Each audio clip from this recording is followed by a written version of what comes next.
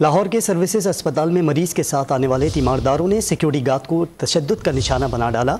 इसकी खबर कुछ इस तरह से मौसूल हो रही है कि गार्ड ने तीमारदारों को इमरजेंसी वार्ड में जाने से मना किया था, जिस पर तीमारदार जो साथ में मौजूद थे वो तैश में आ गए और उन्होंने गार्ड को तशद्दुद का निशाना बनाया। इस पर मजीद जानते हैं डॉन न्यूज़ के नुमाइंदे नौमान लियाकत से। नौमान, बताएगा क्या वाक़या है, ये क्यों तशद्दुद का निशाना बनाया गया गार्ड को?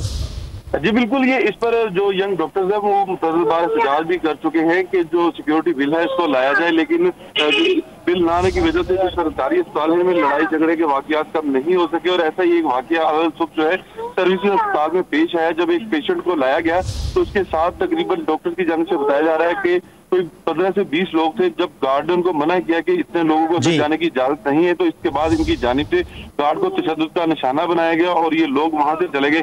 तो हम FIR जो है वो दर्ज कर ली गई है और इस पर जो जिनके नाम FIR में आए हैं इनको बताना है कि ये वो लोग नहीं है जिन्होंने तशद्दुद किया था, और इन लोगों के जरिए अब उन लोगों की निशानदही की जा रही है जिन लोगों ने गार्ड के ऊपर तशद्दुद किया था। जी ठीक है नौमान, बहुत शुक्रिया आपका।